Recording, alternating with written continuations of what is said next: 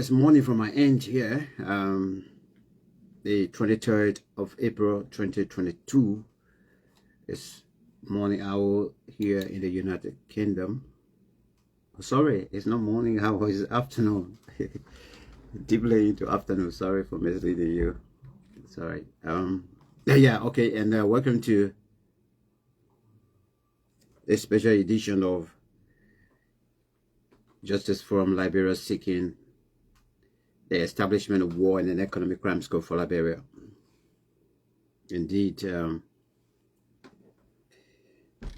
we will continue to push for it. We continue to ask. We continue to campaign that we want the establishment of war and economic crimes code for Liberia.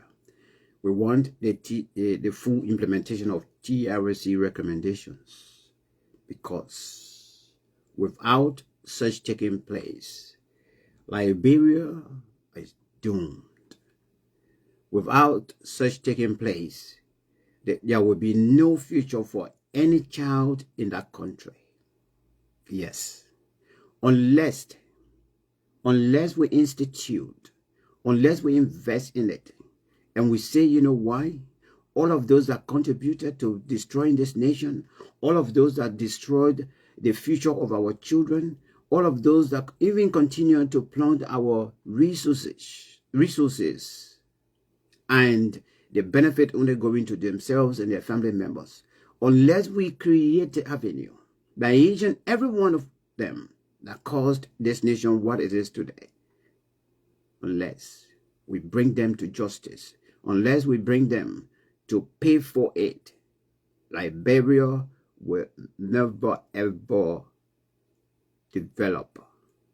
Yes, I'm saying this because the very people that caused it yesterday, the very people that we are after for them to go and face justice and for them to pay for the crime they committed by bringing war in the land, these are the people we continue to elect to power. And we continue to give them absolute power. So if we don't bring them to justice, if we fail to punish them, this will be a revolving thing. That is my fear. That is why I'm doing this. It will be a revolving thing. If we do not set precedent, this generation now, as we can see the aggressiveness in them, this generation now will also believe that indeed it is a good idea to murder somebody and take what they have. That is a good idea to overthrow a government. That is a good idea to go abroad, lobby for money, buy arms and ammunition, and come back home and wage war on their people. Deterrence is what we are seeking for, because by virtue of us establishing war and an economic crimes code, and people begin to pay the price. Those that are watching now, those of our young children, young people that are watching now, they will take note. And tomorrow, if anybody happen to approach them on such thing, they will say, no, I'm not interested. I love my life. I love my family life. I love people that are around me. I don't want to go and kill anybody just to be in power. Please, you can go away. I don't want such to happen. I don't want to involve in such. That's exactly what we want. Set the deterrent. And that's why we are saying we still want the establishment of war and economic crimes code for Liberia. It's only the political will that is stopping it. Leaders, since after Charles Taylor, none of them are interested. The political will is the biggest hurdles right now. Yes. Madam Ellen Johnson Sirleaf came, she couldn't implement the TRC's recommendations simply because her own name was mentioned in the TRC, that she shouldn't hold political power for 30 years.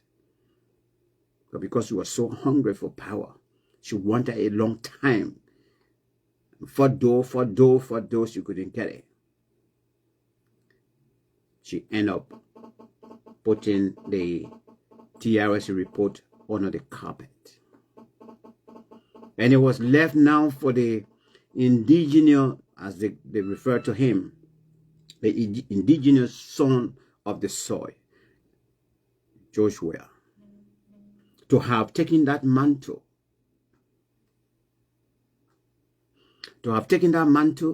and push it. Thank you so much. Thanks for the appreciation, and push it forward. The TRC report was one of those undone projects that the former president left, Ellen Johnson Sirleaf. Yes, one of those blueprints that were left on the desk as the president leaving, and because the attorney is over or they are out of power, as they're leaving, all of the unfinished projects are left on the desk for the next president. That is why before they take over, they'll have the transitional body. The government that is coming in and the government that's going. They will have people together and some independent people to work together to form the government. This government that going out will give them report. We are leaving. We started this project. We started that. We have not finished. We made a blueprint for this. These are the ideas we put together for this project, for that project also. Here they are. The money that we are leaving in the national covers, this is it. We were supposed to engage in this, but unfortunately because of time, we couldn't engage into it. This is it. The outgoing government will give this report to the transitional council, the transitional body. And then the new government will begin to work on it. Yes. And one of it was the TRC report. Madam Ellen Johnson Sirleaf couldn't do it because her hands were in the cookie. The whole body was in the cookies jar. So she couldn't do it. So the best person actually that would have taken this head on is the President George Weah. Unfortunately, he's just about to finish his first term of office. 6 years. And not a day this president ever made a concrete statement besides him asking us that are requesting for the establishment of War and Economic Crimes Code, the development you want or the War Crimes Code you want. Imagine in 2004 when he himself stood up and said he wanted people who brought war and destroyed the youth and destroyed the country to pay for it. And UNICEF, because of that, lifted him up and, gave him, honor and say, you are UNICEF Goodwill Ambassador. Now he has, he finished throwing that away. He doesn't want to. When we're having, protests or so, and we want to meet him and give him a petition or so, he doesn't want to hold it. He doesn't want to meet us. He's been refusing. March for Justice, for the War Crimes Code, for victims and everything we've been organizing. We approached his administration, never. He will never come out to hold any petition from us. So why? Why? But today, I'm going to read you a letter. This letter was written on May 16, 2014. It's a detailed letter. And this letter was written by the late Jokon T. Thomas Wuyo. Most of you heard, his last days he was arrested in the States and was put on trial. They say for, lying on his immigration, immigration application. But during the trial, most of the questions that were cross-examining him was about his role in the Liberian Civil War. He's no longer around, but he wrote this letter. That was before the elections that brought Madam Ellen Johnson to power. Tom Wuyo wrote this letter, and I'm going to share this letter with you today. Thank you very much for those of you that are watching. I'm going to share this letter with you. It's quite detailed and long, so I'm going to read it. Keep it in my archive, and it will be on YouTube as well, as we continue to push for the establishment of War and Economic Crimes Code for Liberia. So let me read a letter to you. An open letter to Madam Ellen Johnson Sirleaf by Jokon T. Thomas Uwe. Dear Madam Ellen Johnson Sirleaf, the rest of your apologies. I write this letter to first compliment you for finally mustering the courage to apologize to the Liberian people for the callous and deadly statement you made on the BBC in 1990, while prosecuting the second and Taylor-led version of MPFL wars.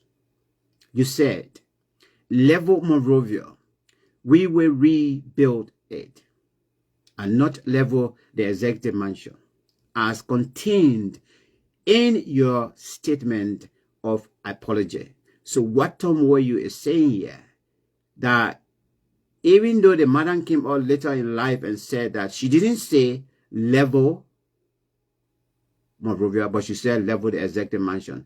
What Tom Woyu is saying here, that actually, when they were together, at the time she said that level Monrovia will rebuild it. So imagine, not leveling the building, not calling for the building, just a building to be leveled, but the entire city.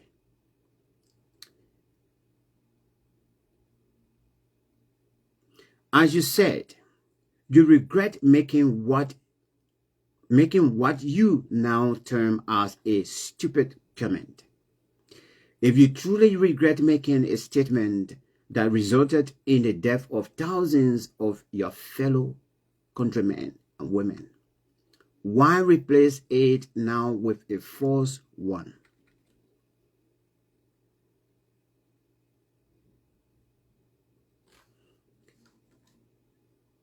I got it down here.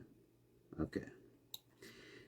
I am also writing this letter to refresh your memory about other reckless and deadly statements you made in the past that must be included in your apology if you are honest in seeking forgiveness from the Liberian people, whom you are also seeking to rule. Like I said, the letter was written in 2014, and it was before the election that brought her to power. Your level of involvement. First, let us clarify the matter of what level of involvement and part you played in the funding of the National Patriotic Front of Liberia, NPFL, and the prosecution of its wars. The Kuongba field coup in 1985, and the version led by Charles Taylor, which started in December of 1989. As you know, the MPFL organization was the same, but operated with different foot soldiers in each version under your stewardship, as we will see later on this letter. Your position in that organization, especially the Taylor version, was not as petite as and as limited as you continue to describe it to have been. Level Monrovia, we will rebuild it, in quotation, could have only come from the real head of state and commander-in-chief whose army was the MPFL, as you saw yourself. You issued the order, and it was executed. It included the notorious octopus. Oh yes, I was in Monrovia. Oh yes, it was tough. It included a notorious octopus, which finally wrecked Monrovia. 15 years have gone by, and Monrovia is still without water and electricity. During the course of this period, you were the second most powerful person in the United Nations Development Program, UNDP. But zero came to Liberia by way of your influence. You even undermined the promotion and employment of qualified Liberians in the UN organization during your tenure. For now, I will leave your UN record to speak for itself.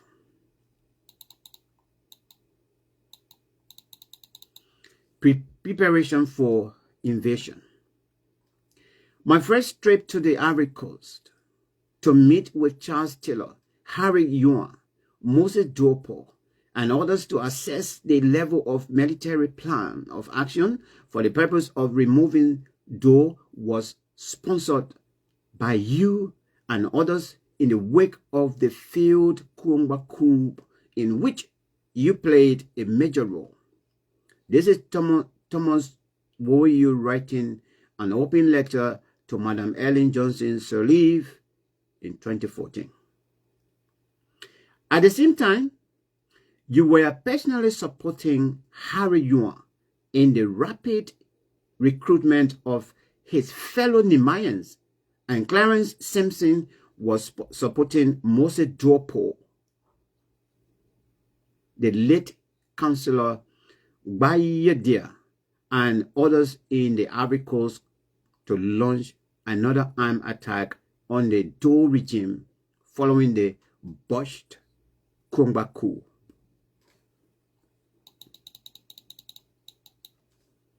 If you can recall, after my visit to the Ivory Coast, the three men split up in search of a possible training base and support. Duopo went to Nigeria, Harry Yuan went to the Senegal, and Taylor went to Burkina Faso. It was Taylor who first found the possible avenue to accomplish the mission.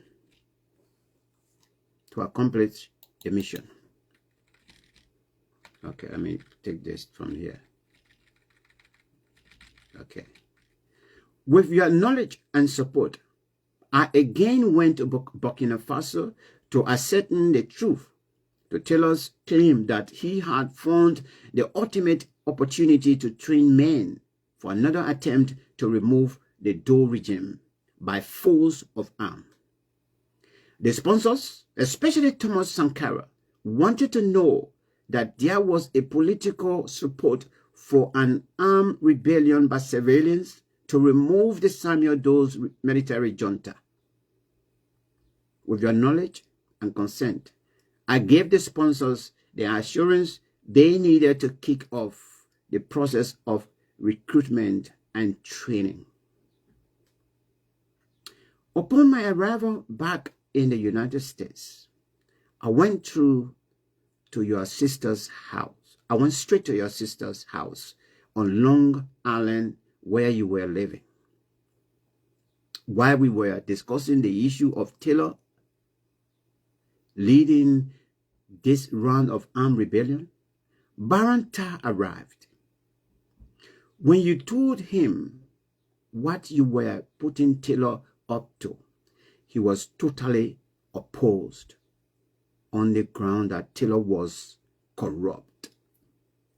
He gave in only when you asked him if he had any other viable alternative, given that you people had tried more than 10 times to get rid of Dou but failed.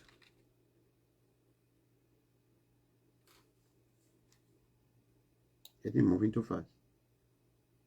Okay. The Libyan connection.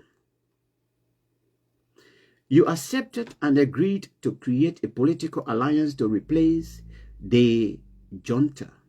Since you could not go to Tripoli, Libya, during the training of the men and the planning stage, you appointed a special envoy, Mr. Harry A. Greaves, Jr., For reasons not necessary to be stated here, neither you nor Mr. Greaves ever went to Tripoli, but you stayed abreast of the progress of the training until it was completed. Following the training of the men,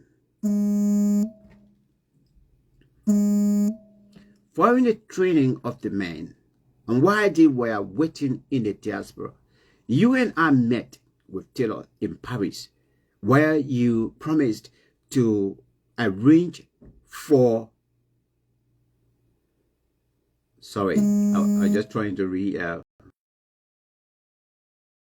Honorable welcome, leader. Let me try to connect. Following the training of the men, and while they were waiting in the diaspora, you and I met with Taylor in Paris, where you promised to arrange for a ship to drop the men in Liberian waters from the Sierra Leone side. There was also talk about you arranging with President Momo of Sierra Leone for the offensive to be launched from Sherbro Island. I believe, relying on that, Taylor went to Sierra Leone to follow up, and he wound up in jail. That means he ended up in jail. What way to treat your general? Tom Wayu is writing. Major's involvement. At the beginning of the war, a meeting of all the political stakeholders was held in the home of Mr. Taylor Major, Virginia, USA, in February 1990. We demanded the meeting because we suspected that you were holding back from the other politicians as to the political alliance that was expected to be formed by you, as was agreed upon in the beginning. At that meeting, Dr. Sawyer and others were surprised and angry because you had kept them in the dark for more than 2 years. Dr. Sawyer was particularly angry and vocal. Following a long, hectic discourse from the beginning of the meeting, it was grudgingly agreed by the participants that the alliance would take from and provide the political plan for action to be put in place when the regime was deposed. That is when they kicked Samuel Doe out. But we discovered later on that political alliance never took form because of your personal ambition to directly assume power when the regime was removed. Following that meeting at the home of Taylor Major in Virginia, USA, you invited me to another meeting with Clarence Simpson and Taylor Major in the home of the late Mr. Chris Maxwell. We spent the whole night with the four of you trying to convince me to agree that we should forget about the alliance idea and let the government be given to the Liberian Action Party, because the party won the 1985 elections. I said it was a very bad idea. It was a very bad idea. I maintained that these were the very types of maneuvers that always destroyed all of our efforts in the past. Tom, where you write, Mr. Johnson, Salif. A secret meeting with Charles Taylor and Jackson F. Doe's disappearance. A few months after the meeting in Virginia, in my absence, you went to the war front at Wampley, Nima County, where the MPFL still had its headquarters, and told Charles Taylor and other leaders of the organization that you and I had agreed that the government would be given to Liberian Action Party that the government will be giving to the Liberian Action Party once the Doe regime was deposed. Upon my arrival at that forest headquarters, I was confronted with a court-martial of a life-threatening nature for supposedly selling out the revolution in advance while others were still fighting and dying. Only God and my friendship with Taylor saved me. I was able to walk away with my life. I have always wondered as to what this careless and selfish statement of yours had to do with how Jackson Doe ended up when he crossed over to MPFL land. Did those people see Jackson Doe as the LAP you wanted the government turned over to? How come Jackson Doe's disappearance was never really a big concern of yours until lately? When Jackson Doe crossed over from Ferndale to Calcutta in May 1990, I was in Sierra Leone at a peace conference. Taylor told me it was a big day. It was a big day of jubilation in Greater Liberia. To let you know he was well, that he had been given a nice and fitting home in Buchanan. A month or so later, Jackson could not be found. I did not hear of your outrage as you were in the level Morovia. We will rebuild it. Say something to the Jackson F. Doe family. Your break from the MPFL was not so much on account of what happened to your colleagues as you claim. You know, I know, and some of your people know that it was about your determination to take power directly from the war front. By late 1990, the MPFL controlled 90% of Liberia. At one of the peace talks in Sierra Leone, it was agreed by all the politicians, and an agreement was signed by the MPFL. She formed an interim government and called for elections as soon as possible. The only exception was that Taylor should not lead that interim government, that he should run for president if he wanted to. Taylor asked me to go to Washington and convince you for us to convene an all-Liberian conference in Greater Liberia to determine the issue of who should head the next government. I spent a week in Washington. You invited several persons to that meeting. They included Dr. Gabriel McIntosh, Dr. Edward Clinton, and Dr. Baron Tarr, who was then working in Lesotho. Doctors Clinton and McIntosh and I made it to the Ivory Coast in anticipation of your arrival for us to proceed to Liberia. A double crossing and back scratching. While waiting for your arrival in the Ivory Coast, you called to say that the venue of the meeting had been changed to Banjul, the Gambia. I found out later that after I left, you had another meeting with some people, including Randa Cooper, who then presented the MPFL in the U.S. at the home of Ethelbert Cooper. At that gathering, you masterminded a petition to President Jawara of the Gambia to host the meeting. Randa Cooper, not realizing that this was a double cross, signed the document on behalf of the MPFL. Dr. Gabriel Clinton and I advised that you come with us to meet with Taylor and the men so that we could convince them to move the meeting to Banjul, since you said this was what the African leaders wanted.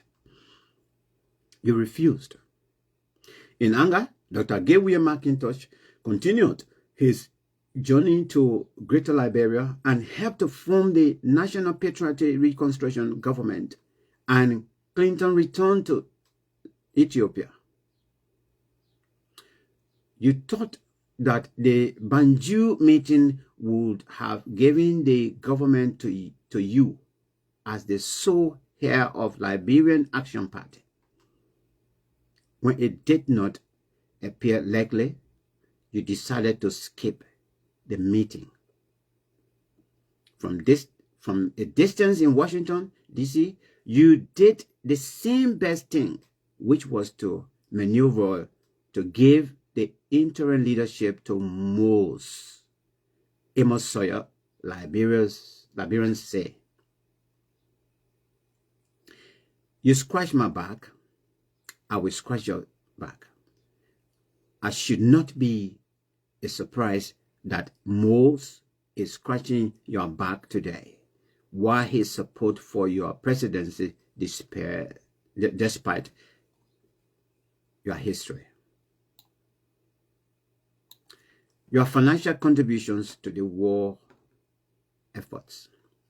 Let me refresh your memory on the financial contributions to the Taylor war efforts from you and your sources. 25,000 United States dollars was the initial amount by your consortium, Clarence Simpson and Taylor Major, when the war started. I am the founding chairman of the Association for Constitutional Democracy of Liberia. I do not recall any of the two persons named above being members. I do not also remember any money coming to the MPFL from ACDL. What I recall is that you asked me to let Dr. Sawyer take over ACDL so that he could revive it, since he was doing nothing. I did it yet. I did. Yet you keep saying that you and some ACDL friends made a $10,000 contribution to the MPFL. Come to think about it, maybe the $10,000 you gave one time came from ACDL. That says, even what became the Doctors Club also supported your MPFL war efforts. Let me not forget about the 50,000 contribution that you passed through Mr. Allen Brown Sr., who was then running an insurance business in the Ivory Coast. You have earmarked the money to specifically buy rice for the fighting men, and it was done. Another 150,000 was contributed by some of your friends and delivered to D. Mason, Ethelbert Cooper, and Emmanuel Shaw to be forwarded to the MPFL. If you recall, those bad boys ate the money, and we were only able to recover 75,000 of it 6 months later. Needless to mention your other undocumented financial and personal contributions made before and during the wars. The trip to Paris by you and me to meet with Charles Taylor must have cost you a pretty penny. Several trips you made to Liberian border to meet with Taylor and the fighting men should add up to a substantial sum. Monies you gave Taylor in Paris and on each of the trips you made to the front line should also be far substantial. A conservative estimate of your contribution to the MPFL should be about $500,000 United States dollars. How you managed to reduce that to 10,000 is perhaps one of you stupid moments, but I hope that this letter clears it up for the public. Other overdue apologies. Tom Woyu is writing Madam Ellen Johnson Sirleaf. The account of events above should clarify your involvement and contribution to the 2 MPFL wars. The following are other events that involved a series of your callous and stupid comments and behavior that you must include in your apology to your fellow Liberians if you wish to be taken seriously. Between 1983 and 1987, I was president of the Union of Liberian Association in the Americas. That's Tom Woyu talking now. 1988 and 1990, I was chairman of the board of EULA. It was I who invited you to Philadelphia to deliver the keynote address during our annual conference in 1984. When you called the president and officials of government in the Dole regime a bunch of fools and idiots. Another one of your series of stupid comments. Quotes, and no quote. With a Harvard degree, I am sure you could have said the same thing without using those street words to make the point. Liberians should be able to recall the financial, emotional, and human lives it cost to free you from that lion den. Say sorry. In an effort to get you out of the country following the court proceeding against you for the fools and idiots comment, friends and supporters of yours arrange your secret exit out of Buchanan. In the process, the immigration officer named Jackson, who assisted you to leave through Buchanan, killed himself so as to avoid the cruel death that awaited him at the hands of the Dole Death Squad. Have you ever met to console the family of that poor man who gave his life for you? To this day, more than 20 years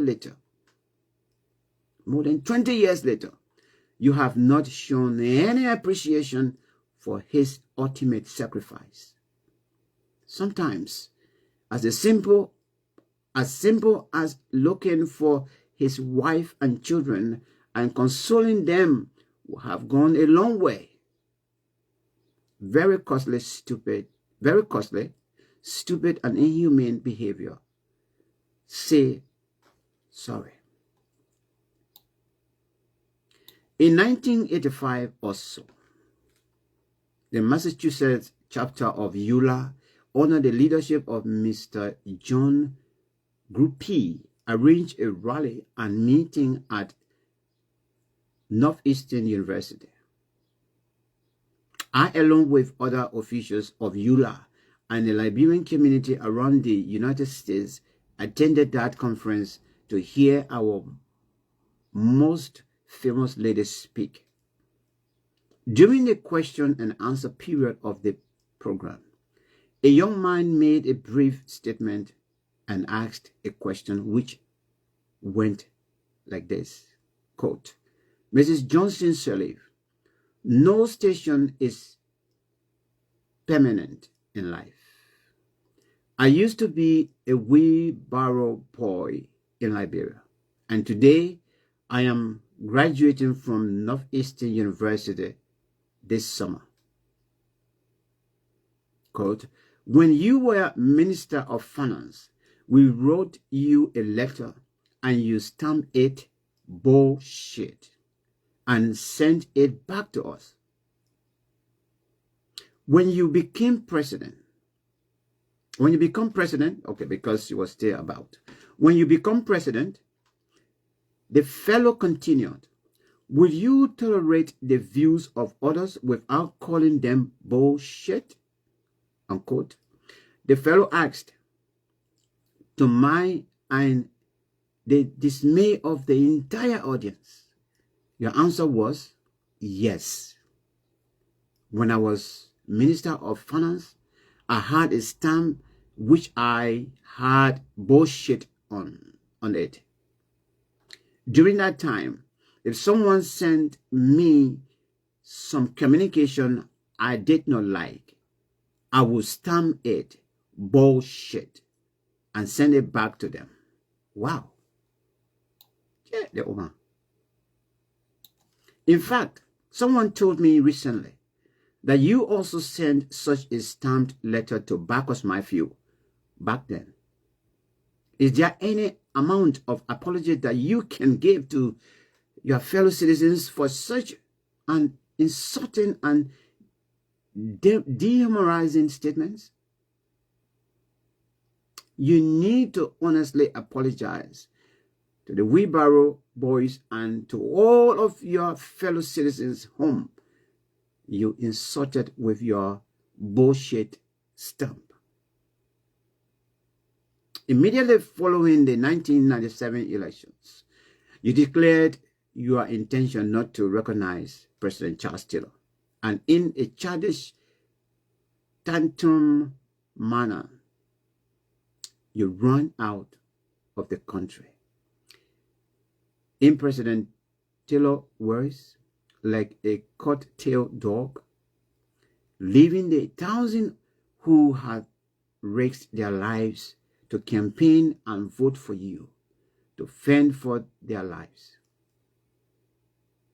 You cut speech from those of your partisans who made it to the national legislature because they refused to boycott the partisans, refused to boycott the government to which they were elected by their people in defiance of your childish demand. Apologize to them and your fellow Liberians for such uncivilized behavior. Promise your current supporters that you will not run away again when you lose this election, which is sure. Samuel Doki was one of your ardent supporters during the 1997 elections. In fact, the face of the adversity between him and his former rebel commander, Charles Taylor, he called you a God-sent leader. Doki and his entire family didn't make it after you ran and left him holding the bag. A few weeks before Doki and his family were wiped out, Taylor was making a joke in his innermost circle that you had abandoned Doki, that you accused Doki of embezzling your campaign funds in Nimba, that you were complaining about Doki personally eating the cow that you gave him for your Arawa feast in Sanikoli instead of cooking it for the feast. All of this pointed to Doki, to Doki's enemies, that they didn't expect any problem from you for whatever they did to him.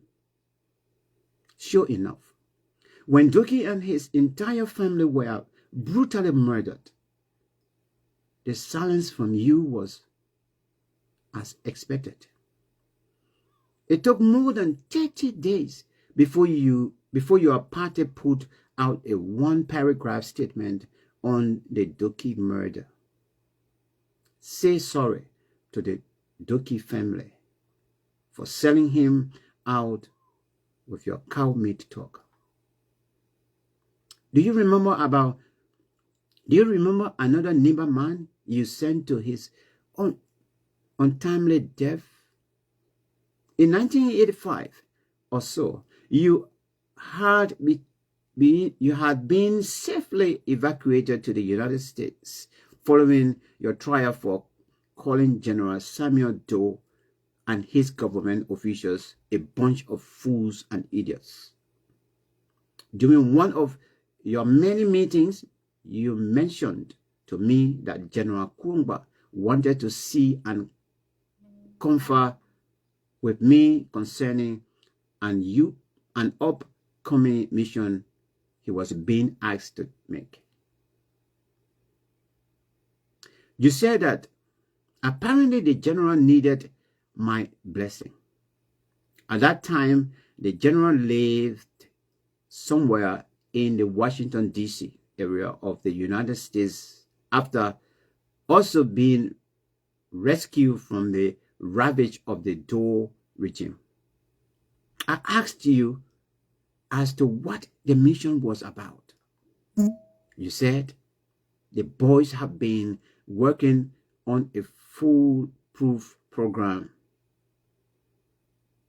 to remove Doe through a surgical military operation. Men have been trained in Sierra Leone and are in waiting.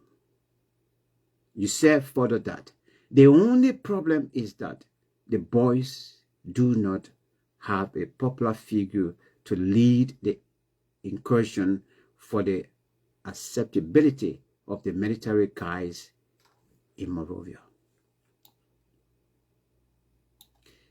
They have asked me to convince General Thomas Kpakio to lead the invasion. You said. I also asked you for the names of some of the players behind the plan. You said Mose, Amos Sawyer. So they used to call Amos Sawyer Mose among themselves. Amos Sawyer, Buema, Family Jr., and others. For reasons that have no bearing on this letter, my first reaction was that I had nothing to say to the general. I told you that I thought the general should enjoy the hospitality of his host, whose kindness landed him in the United States. That was the end of that discussion. I challenge you, therefore, Mrs. Salif, to pick up the Holy Bible and swear that you and I never had the conversation as outlined above. You sent Kpakio anyway.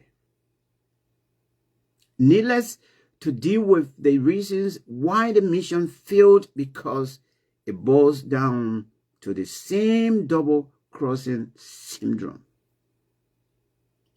It suffices to say that 20 years later, his wife is looking for answers for what happened to her children's father from the mission on which you sent him. They had made it to the great United States where you got your Harvard degree, but you sent him back in the fire to fetch you power. Don't you think you owe his poor widow and children an apology? I know you do. Say, I'm sorry, Mrs. Kpakio. I truly hope that the factual and historical events I have outlined in this letter will help to jar your memory so that you can do the right thing. Tell the truth. Sincerely yours, Ejukon T. Thomas Warrior. Once again, this letter was written May 16, 2014. That was prior to the election of 2015 that brought Madam Ellen Johnson Sirleaf to power.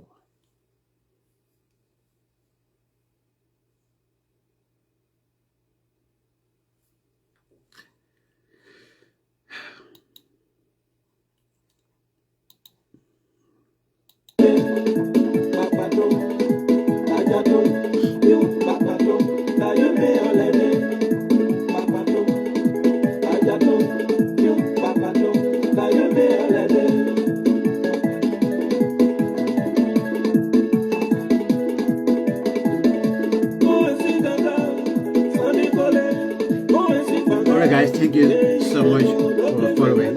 You can follow my YouTube channel, Maxson Kpakio, and you will get most of my videos on there as well. Thank you very much and have a brilliant weekend as we continue to push for the establishment of war and economic crimes code for Liberia. The only solution to us having better future for our children, unless those warlords pay for what they did to this country, unless we reject them from getting into power. Comes this 2023, my Liberian people, I am admonishing you, I am calling on you to think about the future of our children in Liberia, to think about this country and reject those that you know very, very well that they are unfit to rule. They are unfit to be your representative, your senators. Reject them. Those that are in power right now, want you to kick them out one by one. Kick them out. By now, all of us know them in the house there. I don't care whether they support the war crimes code or not. They should leave that house. And your vote matter. Please, I am appealing to all of you. Be a patriot. Be someone that loves this country. Be someone that cares for the children of Liberia. Be someone that really have concern about your own future as well. Even you are 40, 50 years old now, think about the future of the children and the grandchildren that are coming up. Please, please. If you don't kick the warlords out, if you keep adding them up in the house as senators, as representatives, you are destroying your country. You are destroying them. Somebody can keep you down, can spoil you, can, destroy your life. And you keep giving them second chance. You keep giving them chances.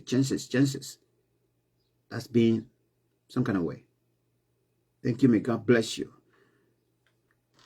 This 2023 that's coming is a year that you need to change. You need to begin to put ideas together to change Liberia. The country is not going the right way.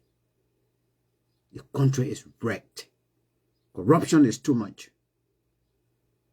It's too much. It's too much. They killed William R. Tobot, saying that he was corrupt. Okay? That his government was bad. They turned around, they killed Samuel Doe, who also killed Tobot and his people who supported him. Because they said Samuel Doe was corrupt and his government was bad. Chancellor came and said, Chancellor is a corrupt guy. He must leave. And he left. Ellen Johnson Sirleaf came, and she also came and said, well, corruption, because corruption is vampire, we will fight corruption. But corruption was at the highest of its peak. No development, nothing. And here we are again.